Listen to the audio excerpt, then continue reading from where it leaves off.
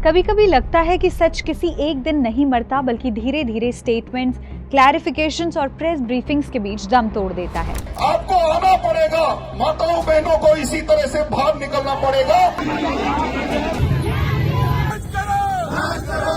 तब जाके अंकिता भंडारी को न्याय मिल सकता है। अंकिता भंडारी का केस भी आज उसी मोड़ पर खड़ा है, जहां एक तरफ सड़क पर नाराज लोग हैं और दूसरी तरफ फाइल के पन्नों में बंद final version of truth.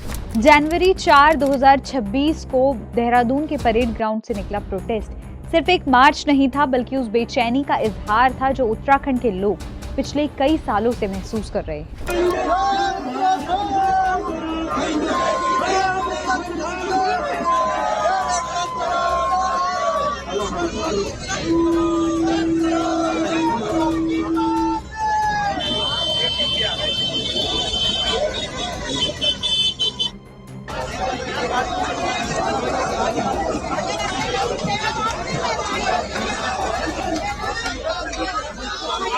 Police का कोई वीआईपी नहीं वाले बयान के बाद जो गुस्सा उभर कर बाहर आया है, उसने एक बार फिर ये सवाल खड़ा कर दिया है कि अगर सब क्लियर है तो इतना हंगामा क्यों? कांग्रेस, उत्तराखंड क्रांति दल, महिला मंच, लेफ्ट पार्टीज और कई सोशल ऑर्गेनाइजेशंस के कार्यकर्ता जब चीफ मिनिस्टर के निवास की तरफ बढ़े तो हाथों में सिर्फ फ्लैग कार्ड्स नहीं थे, बल्कि वो सवाल थे जो सिस्टम को अनकंफर्टेबल कर देते हैं। Give justice to Ankita, no more delays और असली गुनहगार कौन, दिल्ली चुप क्यों है जैसे स्लोगन हवा में नहीं सीधा सिस्टम के कान में गूंज रहे थे। ऑपोजिशन का कहना था कि जब तक केस सीबीआई को नहीं दिया जाता तब तक सच का पूरा चेहरा सामने नहीं आएगा। उनका कहना था कि ये लड़ाई किसी पार्टी के खिलाफ नहीं, बल्कि उस अंधेरे के खिलाफ है जिसमें सच को छुपा दिया जाता है। इस पूरे बवाल के बीच सबसे तीखा सवाल communist party of India, Marxist Leninist के स्टेट सेक्रेटरी इंद्रेश मैखुरी ने उठाया। उन्होंने सीधा पुलिस के उस बयान पर उंगली रखी जिसमें कहा गया है कि केस में कोई भी वीआईपी शामिल नहीं था। मैखुरी का कहना था कि अगर वीआईपी इन्वॉल्वमेंट को ही डिनाई कर दिया जाता है तो फिर उस मोटिव का क्या जिस पर कोर्ट ने भी अपना फैसला टिकाया था। मई 2025 में कोटद्वार कोर्ट ने पुलकित आर्या और उसके 2 कर्मियों को लाइफ इम्प्रिजनमेंट की सजा देते हुए ये माना था कि जुर्म का मोटिव स्पेशल सर्विसेज को लेकर था।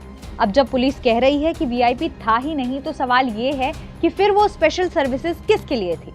पुलिस का पक्ष अपनी जगह डिटेल के साथ आया। हरिद्वार रूरल के शेखर सुयाल, जो पहले इस केस के एसआईटी का हिस्सा रहे हैं, ने कहा कि अंकिता और उसके दोस्त कुशदीप के बीच चैट में जिसका जिक्र वीआईपी के रूम का हुआ था, वो असल में धर्मेंद्र कुमार आलियास प्रधान थे, जो नोएडा के रहने वाले हैं और सिर्फ खाना खाने के लिए रिजॉर्ट आया था।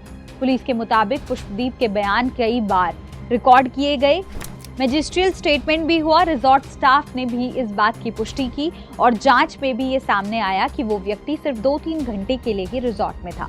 पुलिस का कहना है कि किसी के साथ वीआईपी टर्मिनोलॉजी का चैप्टर खत्म हो जाता है, लेकिन जनता का डाउट यही खत्म नहीं होता। पुलिस चाहे जितनी बार कहे कि हर एंगल से जांच हुई है, हर विजिटर को चेक किया गया है, हर सोशल मीडिया क्लेम पर वेरीफाई किया गया है, फिर भी लोग पूछ रहे हैं कि अगर सब इतना ट्रांसपेरेंट था तो सीबीआई जांच से इतना डर क्यों?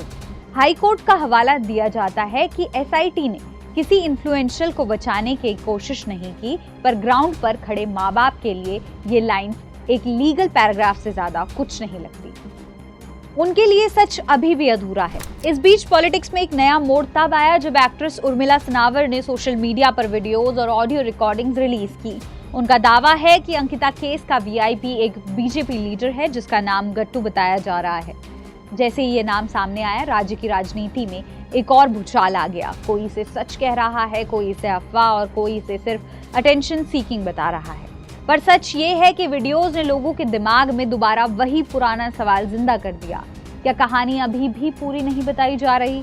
सबसे बड़ा कटाक्ष ये है कि एक तरफ सरकार और पुलिस कह रही है कि केस क्लोज्ड है और दूसरी तरफ सड़क पर खड़े लोग कह रहे हैं कि उनके लिए केस अभी शुरू भी नहीं हुआ। अंकिता भंडारी का नाम अब सिर्फ एक लड़की का नाम नहीं रहा, बल्कि एक टेस्ट बन चुका है, सिस्टम के लिए भी और सोसाइटी के लिए भी। सवाल ये नहीं है कि कौन सही और कौन गलत है, सवाल ये है कि क्या हम इतना भरोसा पैदा कर पाए हैं कि लोग बिना शोर मचाए सिस्टम की बात मान ले। आज उत्तराखंड की हवा में सिर्फ प्रोटेस्ट के नारे नहीं है, बल्कि एक थकान भी है। थकान हर उस केस की जो फाइनल ट्रुथ के साथ बंद कर दिया जाता है। पर जनता के दिमाग में हमेशा के लिए खुला रह जाता है। अंकिता के नाम पर चल रहा ये विवाद शायद किसी एक दिन खत्म हो जाए, पर जो सवाल इसने छोड़ दिए हैं वो तब तक जिंदा रहेंगे जब तक इंसाफ हो गया कहना और इंसाफ महसूस होना दोनों एक जैसे नहीं हो जाते।